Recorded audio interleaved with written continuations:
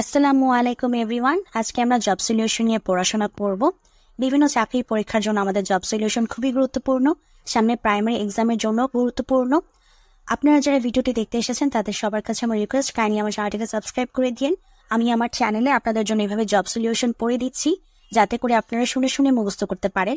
এছাড়াও আমার চ্যানেলে বিভিন্ন টপিকের উপর ভিডিও আছে, আপনারা সেগুলো দেখতে পারেন, সেগুলো দেখে পড়াগুলো কমপ্লিট করে নেবেন। তো আমি আশা করবো আপনারা সবাই চ্যানেলটিকে সাবস্ক্রাইব করে দিবেন। তো চলুন আজকের পর আমরা শুরু করি। বাংলা ছাড়ো কবিতাটির রচয়িতা কে? বাংলা ছাড়ো কবিতাটির রচয়িতা সিকান্দার আবু জাফর। বাংলা ছাড়ো কবিতাটির রচয়িতা কে? সিকান্দার আবু জাফর। বাংলা ছাড়ো কবিতাটির রচয়িতা কে? সিকান্দার আবু জাফর। মহাকবি আলাউল কোন যুগের কবি ছিলেন? মধ্যযুগের। মহাকবি আলাউল কোন যুগের কবি ছিলেন? মধ্যযুগের। মহাকবি আলাউল কোন যুগের কবি ছিলেন? মধ্যযুগের। এখন যৌবন যার, যুদ্ধে যাবার তার শ্রেষ্ঠ সময়, এই পঙ্ক্তিটির কবিকে? হেলাল হাফিজ। এখন যৌবন যার, যুদ্ধে যাবার তার শ্রেষ্ঠ সময়, এই পঙ্ক্তিটির কবিকে? হেলাল হাফিজ। এখন যৌবন যার, যুদ্ধে যাবার শ্রেষ্ঠ সময় তার, এই পঙ্ক্তিটির কবিকে? হেলাল হাফিজ। যুদ্ধমান শব্দটির সঠিক বানান। আচ্ছা, এখানে হচ্ছে রং বানান দিয়ে দিয়েছে, আমাদের সঠিক বানানটি লিখতে হবে। যুদ্ধমান, যুদ্ধমান বানান হচ্ছে অন্তস্থ জ রস্যকার ধ জফলা ম আকার দন্ত ন। অন্তস্থ জ রস্যকার ধ জফলা ম আকার দন্ত ন, যুদ্ধমান। অন্তস্থ জ রস্যকার ধ জফলা ম আকার দন্ত ন, যুদ্ধমান। কাব্য সুধাকর কার উপাধি? গোলাম মোস্তফা। কাব্য সুধাকর কার উপাধি? গোলাম মোস্তফা। কাব্য সুধাকর কার উপাধি? গোলাম মোস্তফা। 69 এই বাগধাটির অর্থ কি? প্রায় সম্পূর্ণ। 69 এই বাগধাটির অর্থ কি? প্রায় সম্পূর্ণ। 69 এই বাগধাটির অর্থ কি? প্রায় সম্পূর্ণ। ঢাকের বায়া এই বাগধাটির অর্থ কি? মূল্যহীন বস্তু। ঢাকের বায়া এই বাগধাটির অর্থ কি? মূল্যহীন বস্তু। ঢাকের বায়া এই বাগধাটির অর্থ কি? মূল্যহীন বস্তু। কোন কালের অনুজ্ঞা হয় না? অতীতকালে। কোন কালের অনুজ্ঞা হয় না? অতীতকালের। কোন কালের অনুজ্ঞা হয় না? অতীতকালের। যদি তোর ডাক শুনে কেউ না আসে তবে একলা চলরে, এটি কোন ধরনের বাক্য? এটি হচ্ছে জটিল বাক্য। যদি তোর ডাক শুনে কেউ না আসে তবে একলা চলরে, মানে এটা হচ্ছে ডিপেন্ড করতেছে যে যদি তোর ডাক শুনে কেউ না আসে, এটার পরে মানে এই লাইনটার উপরে এই লাইনটা ডিপেন্ড করতেছে, এই জন্য এটা হচ্ছে আমাদের জটিল বাক্য। ঠিক আছে। অগ্নি সমুদ্র বাক্যটির সঠিক ব্যাস বাক্য অগ্নিরূপ সমুদ্র। অগ্নি সমুদ্র বাক্যটির সঠিক ব্যাস বাক্য অগ্নিরূপ সমুদ্র। অগ্নি সমুদ্র বাক্যটির সঠিক ব্যাস বাক্য অগ্নিরূপ সমুদ্র। তোমার নাম কি? এখানে কি ওয়ার্ডটি হবে? সর্বনাম পদ। তোমার নাম কি? এই তোমার নাম কি সেন্টেন্সে কি শব্দটি হচ্ছে সর্বনাম পদ। তোমার নাম কি? তোমার নাম কি এই সেন্টেন্সে কি শব্দটি হচ্ছে আমাদের সর্বনাম পদ। তাপ শব্দের বিপরীতার্থক শব্দ শৈত্য। তাপ শব্দের বিপরীতার্থক শব্দ শৈত্য। তাপ শব্দের বিপরীতার্থক শব্দ শৈত্য। আকাশ ও পৃথিবী এক কথায় ক্রন্দসী। আকাশ ও পৃথিবী এক কথায় বলে ক্রন্দসী। আকাশ ও পৃথিবীকে এক কথায় বলে ক্রন্দসী। অ্যালাস শব্দটির বাংলা পারিভাষিক শব্দ ওরফে বা উপনাম। অ্যালাইস মানে অ্যালাইস, ALIAS অ্যালাইস শব্দটির বাংলা পারিভাষিক শব্দ ওরফে বা উপনাম। অ্যালাইস ALIAS অ্যালাইস শব্দটির বাংলা পারিভাষিক শব্দ ওরফে বা উপনাম। সইদেব, এই সইদেব শব্দটি সন্ধি বিচ্ছেদ করতে হবে। সইদেব শব্দটির সন্ধি বিচ্ছেদ হচ্ছে সদা যোগ এব। সইদেব দন্তস্ব ঐকার দ ব সইদেব। এই সইদেব শব্দটির সঠিক সন্ধি বিচ্ছেদ সদা দন্তস্ব দ আকার সদা যোগ এব এ ব এব, সদা যোগ এব। সইদেব শব্দটির সঠিক সন্ধিবিচ্ছেদ সদা যোগ এব। নিষ্কর, নিষ্কর শব্দটির সন্ধিবিচ্ছেদ করতে হবে নিষ্কর, এর সন্ধিবিচ্ছেদ হবে নিহ যোগ কর। নি বানান হচ্ছে নয় রস্বইকার বিসর্গ যোগ কর, নিহ যোগ কর। নিষ্কর, নিষ্কর শব্দটির সঠিক সন্ধিবিচ্ছেদ নিহ যোগ কর, দন্তন্য রস্বইকার বিসর্গ যোগ কর, নিহ কর, নিহ যোগ কর, নিষ্কর। চশমা কোন ভাষার শব্দ? ফার্সি। চশমা কোন ভাষার শব্দ? ফার্সি। চশমা কোন ভাষার শব্দ? ফার্সি। সাহেব শব্দের বহুবচন সাহেবান। সাহেব শব্দের বহুবচন সাহেবান। সাহেব শব্দটির বহুবচন সাহেবান। আজকে নগদ কালকে ধার, এই আজকে শব্দটি আমার কোন কারক? এটি হবে অধিকরণে, কারণ আজকে দিয়ে মানে কাল বোঝাচ্ছে, মানে হচ্ছে দিন কাল, দিন সময়, এই বিষয়গুলো বোঝাচ্ছে, তাই এটি হচ্ছে অধিকরণ। আর যেহেতু কে আছে, এ কে হচ্ছে আমাদের দ্বিতীয় বিভক্তি, তাই কে রে যেহেতু দ্বিতীয় বিভক্তি তাই দ্বিতীয়া, অধিকরণে দ্বিতীয়া। আজকে নগদ কালকে ধার, এই আজকে শব্দটি হচ্ছে অধিকরণে দ্বিতীয়া। যাকে আশ্রয় করে ক্রিয়া সম্পন্ন করে তাকে কোন কারক বলে? কর্মকারক। যাকে আশ্রয় করে ক্রিয়া সম্পন্ন করে তাকে কোন কারক বলে? কর্মকারক। যাকে আশ্রয় করে ক্রিয়া সম্পন্ন করে তাকে কোন কারক বলে? কর্মকারক। এই পোর্শনগুলো আমরা ওকে আমরা দেখবো ইডিয়মস অ্যান্ড ফ্রেজের Bengali meaning. Do away with something এর মানে হচ্ছে মুক্তি পাওয়া। ডু অ্যাওয়ে উইথ সামথিং এর মানে হচ্ছে মুক্তি পাওয়া। ডু অ্যাওয়ে উইথ সামথিং এর মানে হচ্ছে মুক্তি পাওয়া। One who mends shoes is called cobbler. One who mends shoes is called cobbler. One who mends, M-E-N-D-S, mends, one who mends shoes is called cobbler, মুচি। C-O-B-B-L-E-R, cobbler. C-O-B-B-L-E-R, cobbler.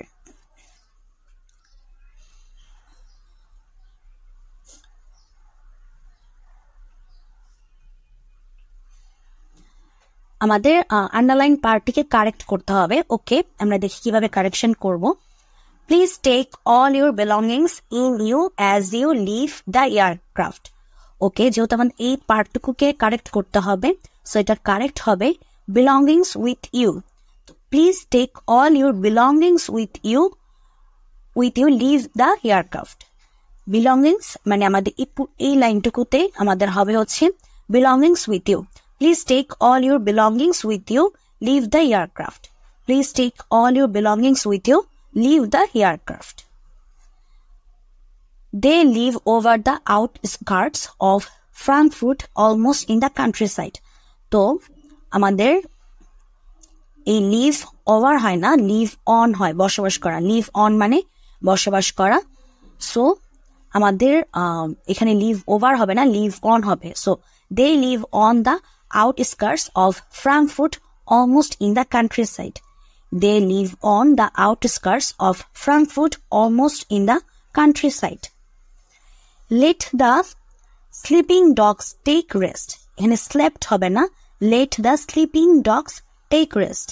Let the sleeping dogs take rest. ওকে, এখানে আমাদের যেহেতু let একটি verb এবং একটা ভার্বের পরে যখন আরেকটা ভার্ব আসবে সেই ভার্বের সাথে আমাদের আইএনজি যুক্ত হবে।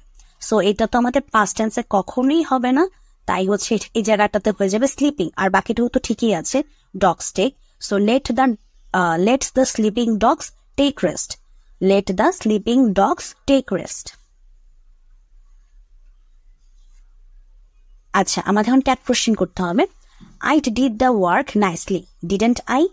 I did the work nicely, didn't I? I did the work nicely, didn't I?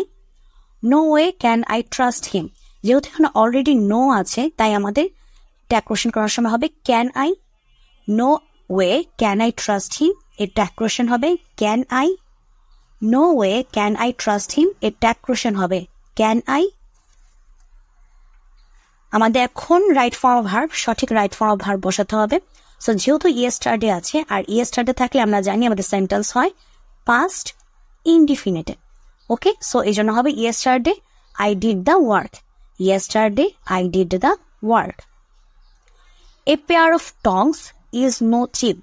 A pair of tongs দিয়ে বেসিক্যালি মানে এখানে বহু বচন বোঝাচ্ছে না, এখানে সিঙ্গুলারই বোঝাচ্ছে। পেয়ার অফ টংস দিয়ে সিঙ্গুলারকে ইন্ডিকেট করে।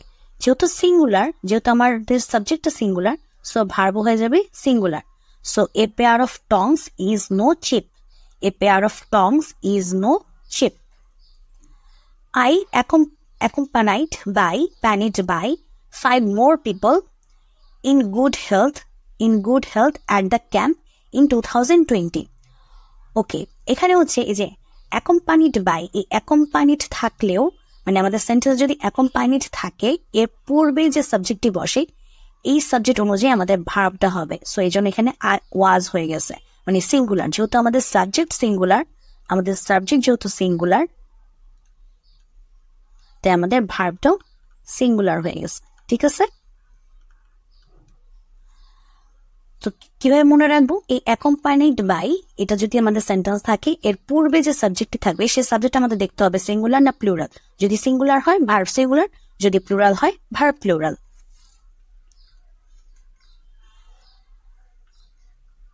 ট্রান্সলেশন করব। আমি ভুল থেকে শিক্ষা গ্রহণ করি। I learn from mistakes. আমি ভুল থেকে শিক্ষা গ্রহণ করি। I learn from mistakes.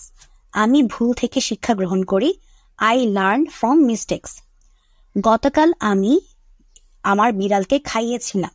I feed my cat yesterday. যেহেতু গতকাল বলেছে, সো ইয়েস্টারডে বসাতে হবে। আর ইয়েস্টারডে হলে আমাদের ভার্ব হয়ে যায় পাস্ট ইনডিফিনিটে। ঠিক আছে, ভি2 ফর্মে, ভি2। গতকাল আমি আমার বিড়ালকে খাইয়েছিলাম। I feed my cat yesterday. গতকাল আমি আমার বিড়ালকে খাইয়েছিলাম। I feed my cat yesterday. মহান হওয়া খুবই কঠিন। To be a great is very difficult. মহান হওয়া খুবই কঠিন। To be a great is very difficult. মহান হওয়া খুবই কঠিন। To be a great is very difficult.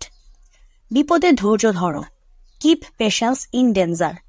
বিপদে ধৈর্য ধরো। Keep patience in danger. বিপদে ধৈর্য ধরো। Keep patience in danger. এখানে আমাদের বেশিক্ষণ থাকা উচিত নয়। We should not stay here for a long time. এখানে আমাদের বেশিক্ষণ থাকা উচিত নয়। We should not stay here for a long time.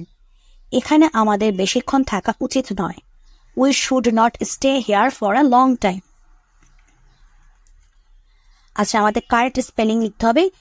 Unanimous হবে হচ্ছে, ইউনানিমাসের আমাদের সঠিক বানান হচ্ছে ইউ ন্যানি মাস, MOUS। আচ্ছা, এভাবে মনে রাখবো আমরা। ইউ বানানো শুধু U, nani NANI, nani, mous MOUS, mous, unanimous. UNANI, nani, mous MOUS, mous, unanimous. UNANI, nani, mous MOUS, mous, unanimous. Breathe, BREATHE, breathe, BREATHE, breathe, BREATHE, breathe. এরপর আমাদের মানে অ্যান্টোনিম বসাতে হবে। নেভ, নেভ শব্দের অ্যান্টোনিম হচ্ছে সাইনিক্যাল। নেভ শব্দের অ্যান্টোনিম সাইনিক্যাল। নেভ শব্দের অ্যান্টোনিম সাইনিক্যাল।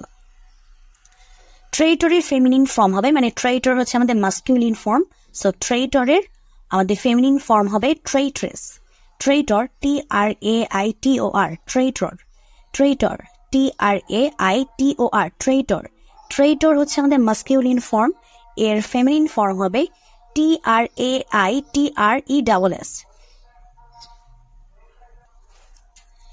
ফেমিনিন ফর্ম হবে টেট্রেস, TRAITRESS, টেট্রেস, TRAITRESS, টেট্রেস, TRAITRES, TRESS। ওকে, এখন আমাদের আন্ডারলাইন্ড পার্টের আমাদের বাংলা মিনিং বের করতে হবে। So the lawyer was putting arguments before the honourable জাজ। বিফোর দ্য অনারেবল জাজ মানে এটার কথার অর্থ হচ্ছে মহামান্য বিচারপতির সামনে। বিফোর দ্য অনারেবল জাজ এর অর্থ হচ্ছে মহামান্য বিচারপতির সামনে। I can always count on my best friend to support me in difficult times. So এখানে count me by sentence count on দিয়ে বোঝাচ্ছে নির্ভর করা, মানে আমি আমার ডিফিকাল্ট টাইমে আমার ফ্রেন্ডের উপরে নির্ভর করি। এই কাউন্ট অন দিয়ে বোঝাচ্ছে নির্ভর করা, মানে আমাদের সেন্টেন্স থেকে এই মানে যে আন্ডারলাইন পার্টটুকু আছে সেটার বাংলা মিনিং কি হতে পারে সেটা বুঝে আমাদের বের করতে হবে। The army decided to lay siege to the enemy fortress.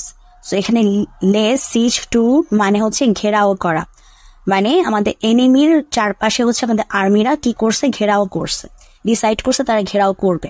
The army decided to lay siege to the enemy fortress. তো এখানে lay siege to মানে হচ্ছে ঘেরাও করা। আমাদের অ্যাপ্রোপ্রিয়েট প্রিপোজিশন বসাতে হবে। Okay, it is imperative that the manager's signature appear on, অ্যাপেয়ারের পরে এখানে অন বসবে, ঠিক আছে, অন, অ্যাপেয়ার অন।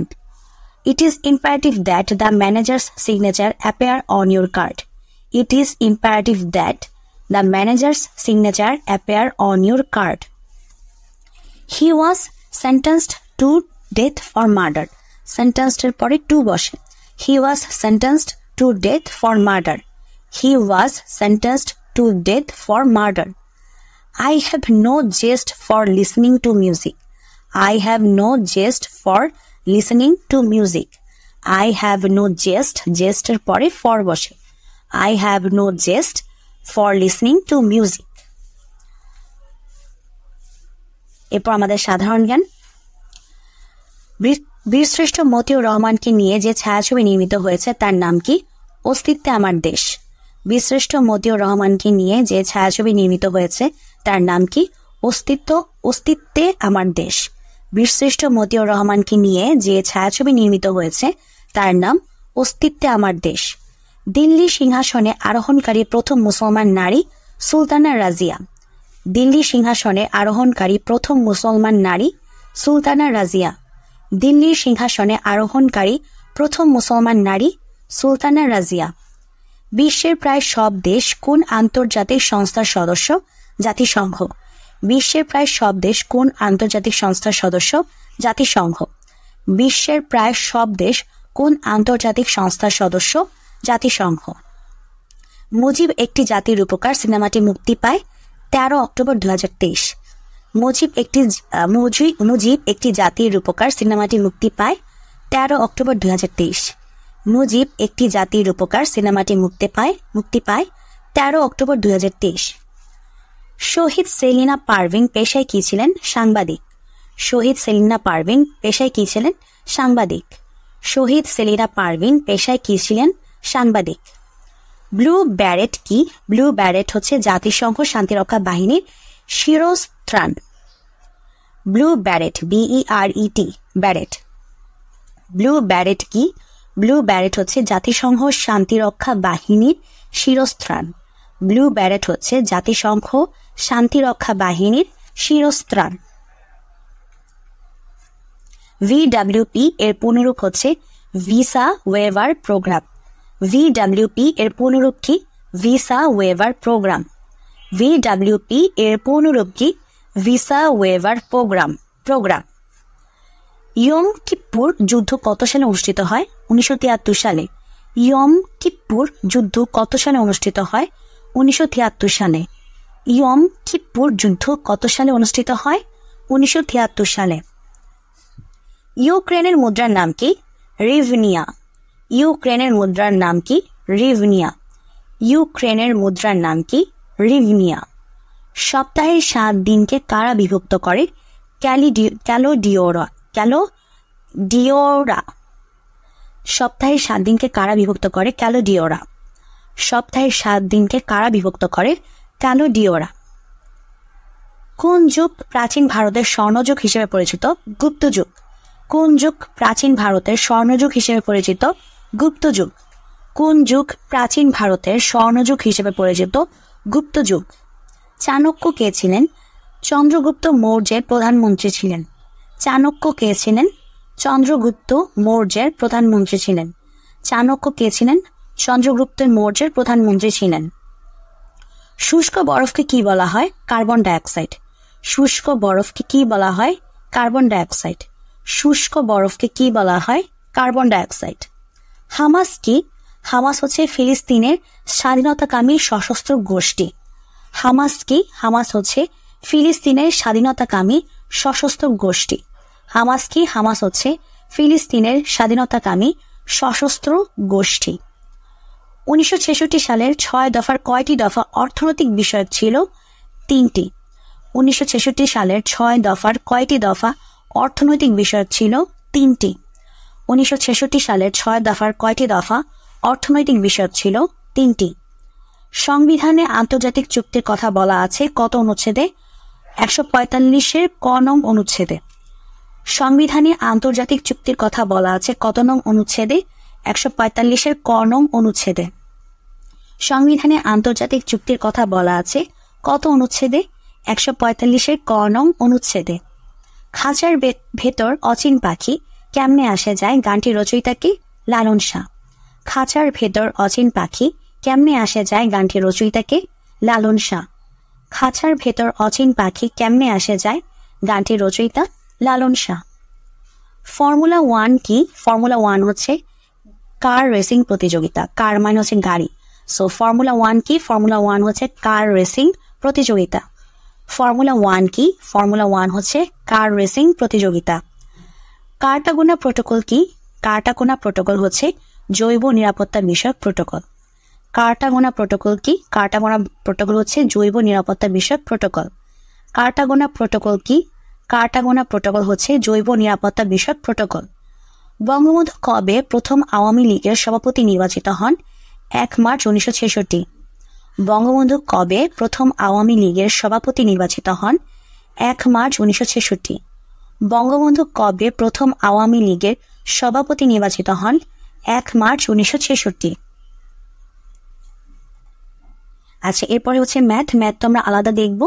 সো আজকের ভিডিওটি এখানে শেষ করছি। যদি ভিডিওটি ভালো লাগে ভিডিওতে অবশ্যই লাইক দিবেন, চ্যানেলটিকে সাবস্ক্রাইব করবেন। এছাড়া ফেসবুক পেজ আছে, ফেসবুক পেজে লাইক দিলে ফেসবুক থেকেও ভিডিওগুলো দেখতে পারবেন।